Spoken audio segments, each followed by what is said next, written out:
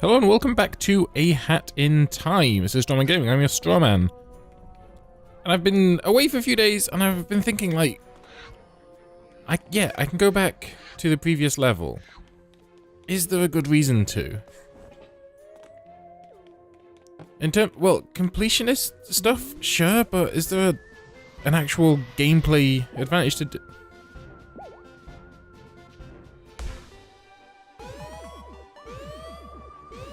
I don't know what this is.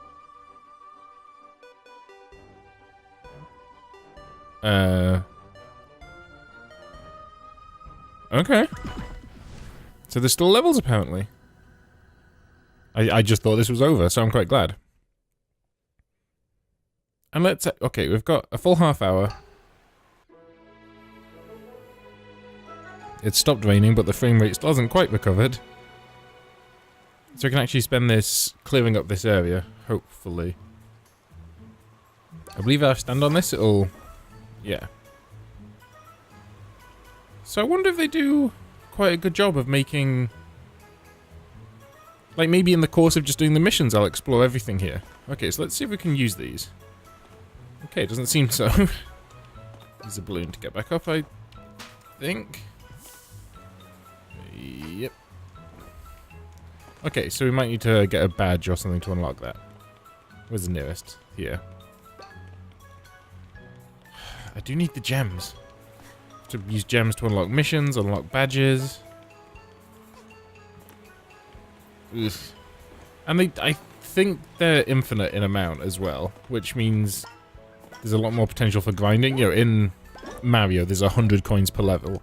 So at most you can get, in 10 levels, 1,000. Whereas, if you can get 1,000 just from one level in this... What's wrong with the frame rate? Oh well, we'll cope. Hello, sir. Seagull eat fish, but fish belongs to Muffin. Seagull say, no punch, I have got you all figured out. So it did look like there was, Oh, they're just sitting around. Okay then.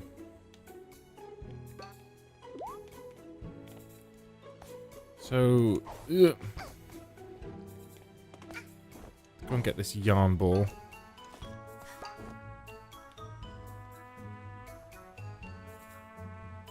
Can I get up? Can I get up this? Because I wouldn't be able to do. I wouldn't have any momentum then. Let's try this. How do you run? Oh wait. Where's my dash hat? This idiot-looking thing. So we're gonna go.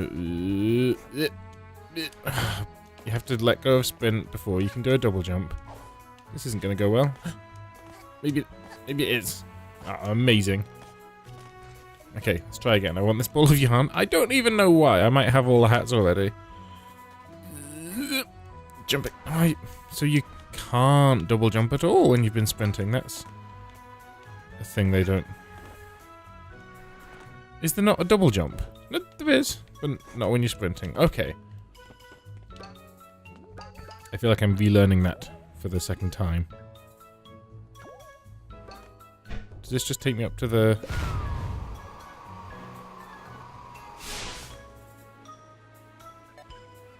What?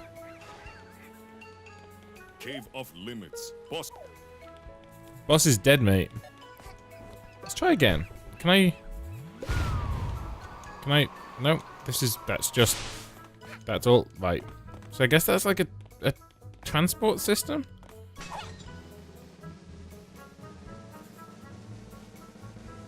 Are they coming back down? Oh.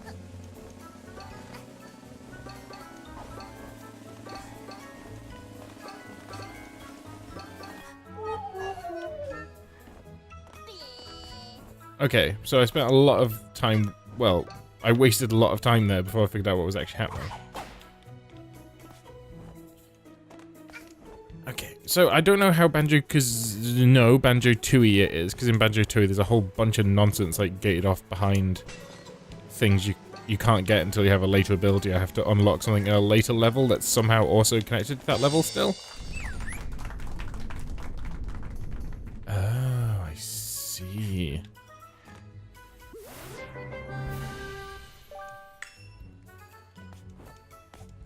So doing stuff unlocks stuff. Who knew? You're still setting up shop, not open, even when open. Same spiel from everyone. How about you? You seem happier. Keep eye out for tunnel. Maybe something interesting appear later. Okay. I decided that right now was the best time to have Mafia just a whiskey. But it's a very dry whiskey. It's actually a lot nicer than I remember it being. There's a whiskey shop in the city I live, and I went in and I said to the man, yo, like, I want to spend this much money, and I want an interesting smoky whiskey. So he gave me a whiskey called the Big Strand. It's named after a beach on the island of Islay, which is spelled Islay, but you'll get used to that living in Scotland. Nothing is the way it seems. And I tried it, and I was like, okay, the guy has a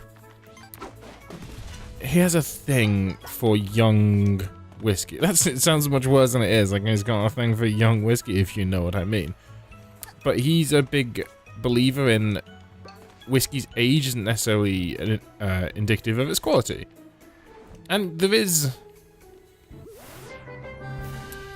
validity to that claim in that, you know, a 25-year-old whiskey isn't necessarily better than a 10-year-old whiskey, but because when you make whiskey, what you make is a solvent, and all it does is dissolve wood for, you know, a minimum of 3 years, up to potentially, like, I don't know, 30, 50 years. And all that solvent is doing is dissolving the sugars in that wood to absorb the color of the wood and to absorb the sweetness and the flavor. So there's a certain amount of that needs to happen for the whiskey to be good. But that number is changing. So I guess conventional wisdom would be like, you know, a 10-year-old whiskey's kind of okay, a 15's good, and a 25 is like stunning. But there's you know, the whiskey man is always telling me about these great new whiskeys that have aged for 3 years and are really drinkable. Like, there's one called Wolfsburn? So the main expression is only 3 years old, and it's pretty good. And it's a lot cheaper because you can, you know, bash out 3-year-old whiskey a lot quicker than a 10-year-old whiskey. I'm a garbage player. So yeah, he recommended this whiskey that is an early bottling of a Kalila. Would go on to be a Kalila, like, I don't know, 12, 15, like, then whatever the normal expression is. So I'm like, okay, cool, I like Kalila. And he said why am I such a trash person? He said that the expressions of Kalila, he finds the earlier bottlings lose less of their new spirit flavor. So they taste more obviously of what makes Kalila Kalila. You know, and less like, you know, burnt oak or bourbon or sherry or whatever barrels it's aged in. So I thought that sounds interesting. I tried it at first and I was like, this is garbage. You have burned me, sir. But I think there was a... Right. I think there was a degree of prejudice there, because I'm still like, oh, this hasn't got an age. Balls! Okay, so you have to stop. Alright, let's break this while I'm here. That'll make me feel better. Not as much as I'd hoped, but I do feel a little better. Let's blow this guy up. Die. Thank you. I never noticed a little purple skull that comes out of them. But in any case, yes, this whiskey is better than I gave it initial credit for. And again, whiskey's so dependent on where your palate already is.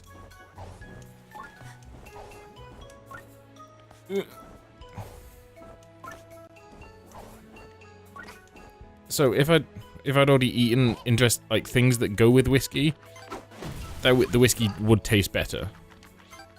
And I've just had a savory meal of tagliatelle with a nice tomato sauce. So I think my mouth's in a good place for this whiskey.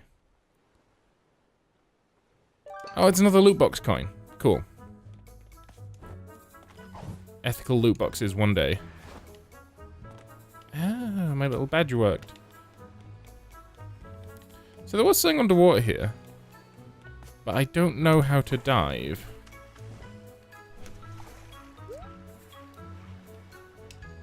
Because none of the buttons on the controller do it. So I'm going to assume there's nothing of any import there. Have we got all the things for this safe yet? Because I think we've got 5. And even the gold one's only got 4.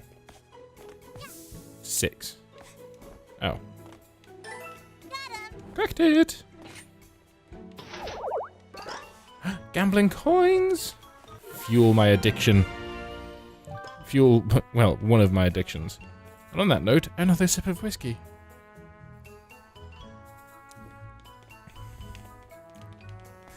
It's definitely getting better the more I drink of it. I don't mean like the drunker I get. I mean this is my 3rd dram I've had from that bottle.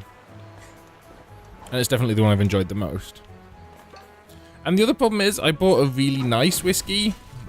Because I was mad about this whiskey not being good. I went out and bought, and this whiskey was £35. I went out and bought a £60 whiskey that I'd been wanting for a long time. And it's really nice, it's really weird though.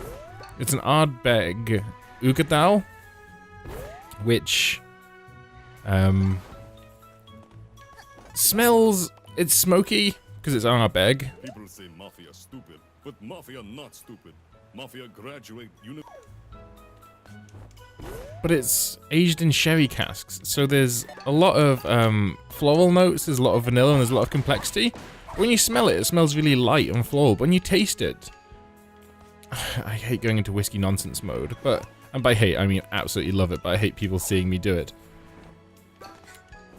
The note, like the taste, the main taste when you eat it, drink it, what an idiot, is leather. I don't mean like leather shoes, I mean like really heavy, kind of sweaty leather, like horse leather, like a really old, well-worn saddle.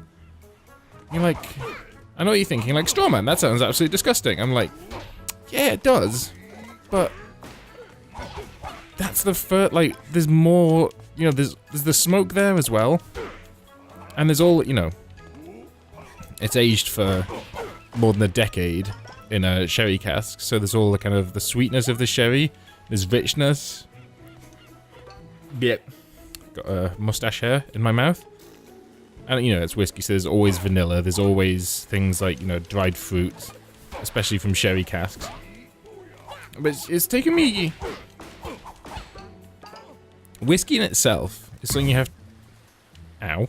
Something you have to learn to drink. And I've had to learn to drink this whiskey again.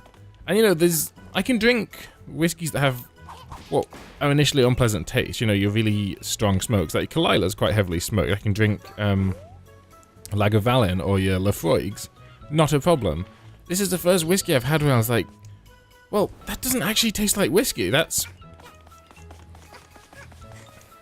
interesting. That's something else. So that's been fun. But my point was, I've had this really interesting kind of game-changing whiskey to buy. But let's not forget, £60. That was £60 if it didn't say, which I'm sure I did. Which is well into that kind of almost too good to drink range. So you have to be really sure that you want it. Yeah. So I've been comparing it to that. I wonder if I still don't know what these mean. Now, is this water flowing uphill? Very slowly. Okay. So yeah, I don't know what my point was, but I've got one whiskey that I wasn't impressed with that's growing on me, and one other whiskey that... I guess it's the same thing.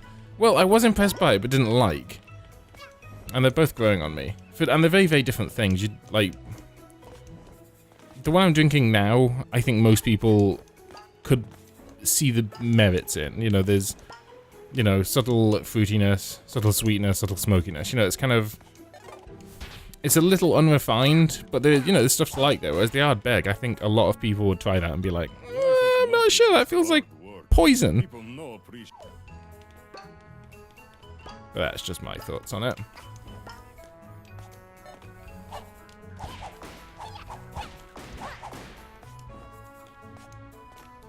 So where do I go from whiskey? Oh, Badgeman. who I assume was here the whole time and I never saw. Badges are totally in right now. That's what I've Some been whiskey to told cope with this say. glitched out So mustache make too. a purchase, please. Oh, it's the same stuff.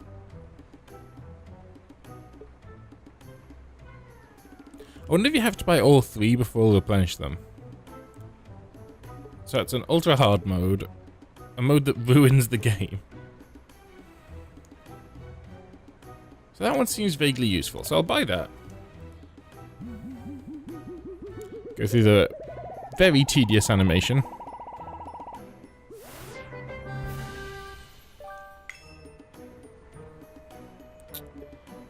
Yeah, so I guess he's just a money sink.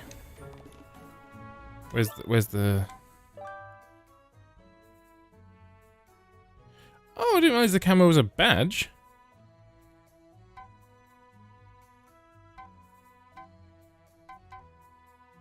Yeah, hover's not that useful. Magnet's quite useful.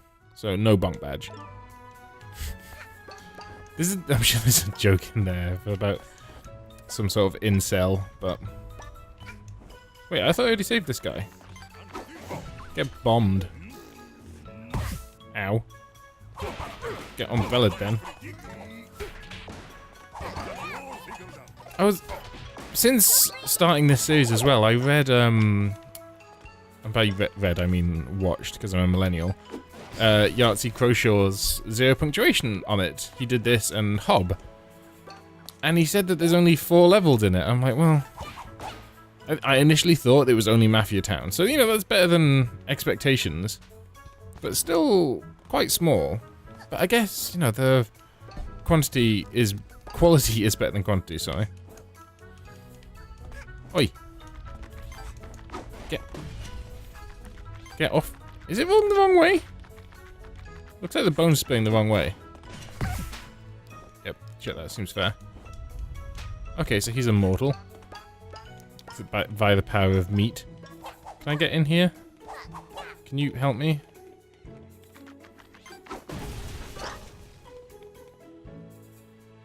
What am I doing? Oh, golden codes or something for a chest.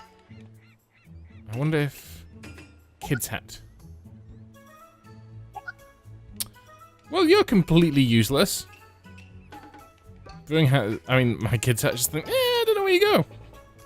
You could at least point me back towards the safe, which was up. So let's get high.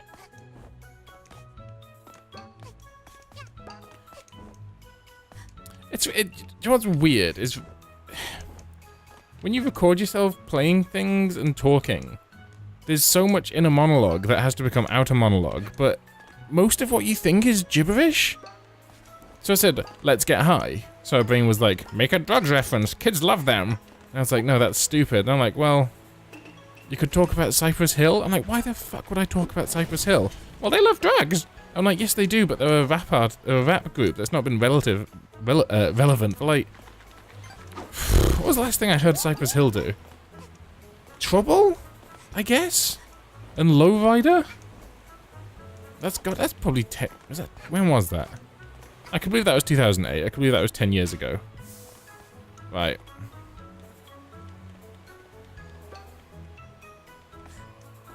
I did like Cypress Hill though, don't get me wrong. I keep expecting these to be like... oh. Can we... Thank you. But I kind of have a problem with any kind of, like... I don't know if I've talked about this before. I don't support prohibition. I think it puts money in the hands of drug dealers, and it makes addiction a criminal issue rather than a medical issue. And there's lots and lots of good arguments for abolishing prohibition. So, so when I say I don't like Cypress Hill for the drug culture that surrounds them, you know, it doesn't come from an illiberal place. But rather, I think drugs are like anything. Like Cypress Hill talks about drugs like they're big or clever, and like drugs are fine. Like, don't do heroin, don't get addicted to meth. You know, that's life ruining. But you know, if you want to do drugs, then you know that's fine. You do drugs. And if you get if you become addicted, then, there should be help for that. But they're not big or clever. It's the same with swearing. Like, stop pretending drugs are big or clever. And I take exception to the culture that tries to make drugs seem big or... Why are you here as well? Badges are totally in right now. Oh.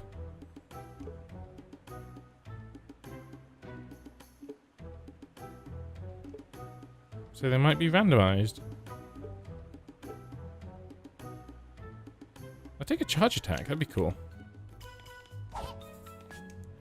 Yes, drugs aren't big or clever, but they're also fine, and we should stop funding cartels by making them illegal.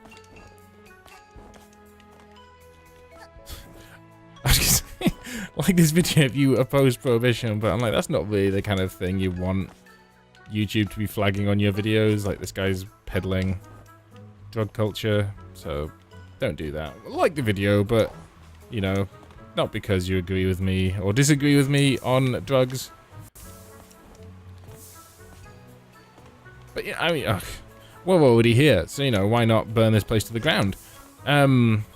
We've got people in America that have had 3 strikes of cannabis possession, so that's a non-violent crime, and they've got, like, ludicrous life sentences for this.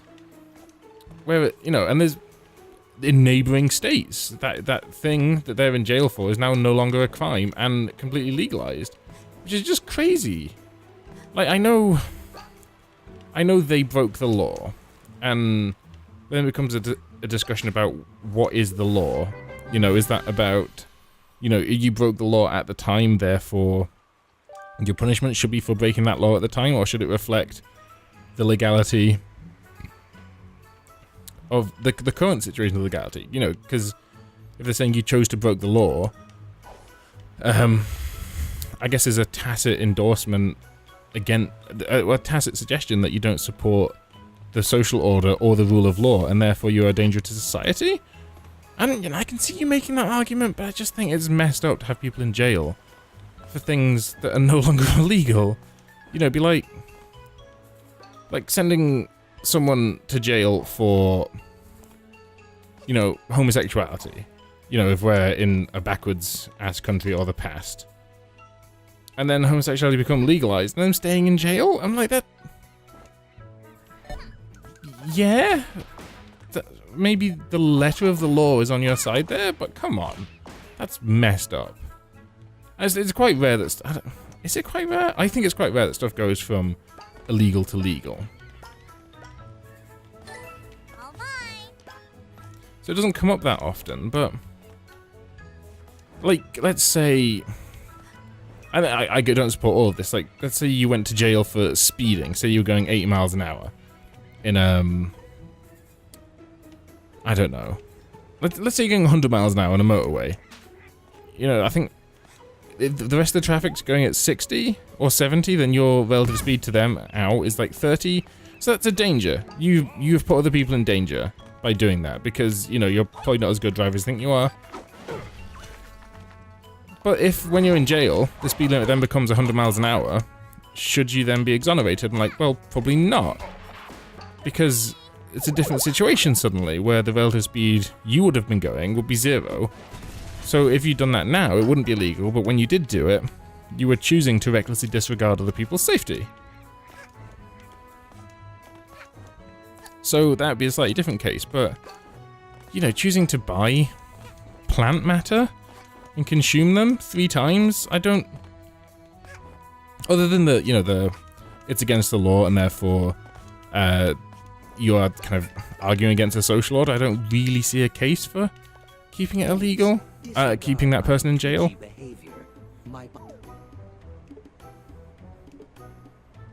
Oh, so different guys sell different ones. So where is that guy? So I quite like that beam attack. So I don't smush into walls anymore. Oh, that is quite useful for mobility. And I'm not really hurting for damage output because of shaky brew hat. What else can we talk about that's completely non-controversial? Donald Trump's been in the news today because of his comments about gun control. Get rid of the guns first and worry about due process second. And I support gun control, but that statement, like, I get it. We don't want kids dying anymore. But when you start getting rid of due process, that is a slippery slope towards something horrible happening. You know, due process protects, you know, your right to a fair trial, stuff like that. If that can be scrapped, you don't want that. You know. Are you saying you support the slaughter of children in schools? No, of course I'm not saying that. That's idiotic and nobody could ever make that argument based on what I've said, but I'm just saying, you know, the juice isn't always worth the squeeze. Yes, we need to do something about the shooting problem in America. No, I don't think voluntarily surrendering civil liberties is the way to do that. And people argue that having a gun is a civil liberty because it's constitutionally protected. And like, well, that's true. But you know, if we're going to talk about the Constitution, we talk about having guns as part of a well-organized militia and that being the only criteria for having them. Because there's not a whole lot of organized militias in America and you haven't overthrown many tyrants. So I don't know how well you're utilizing your Second Amendment rights. But anyway, let's talk to this cat. You have here. Sorry for the break and entering. I just really wanted to see what an alien spaceship is like. You know, I expected aliens to be more green and probably with a thirst for flesh. But I guess you aliens come in all shapes and sizes, huh? So you thought I was going to be green and I was going to rend your flesh from your bones and consume it. So I thought, that's where I'm going to go. Hey, Dickhead. if you're looking to explore our planet, you'll need to understand it first. Otherwise, you won't know if you're stepping on grass or quicksand. Don't know how to identify relics? Fear not. Cooking Cat is here. Have we even found a relic yet? I'll let you have this Oh, the burger thing. relic for free.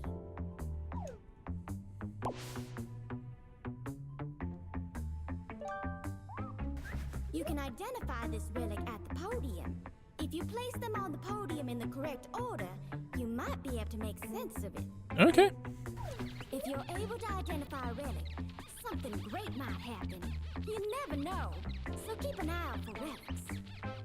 I've taught you everything I know about relics. Good job you're a chef then. So this is the podium.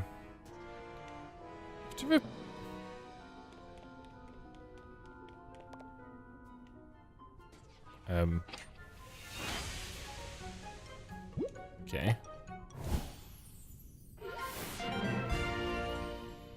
It's a match. You've identified a relic from this strange planet. What's it do?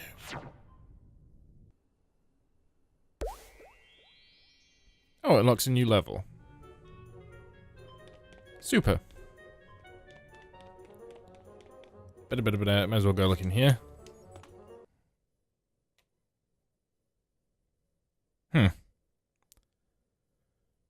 Well, the game appears to have crashed.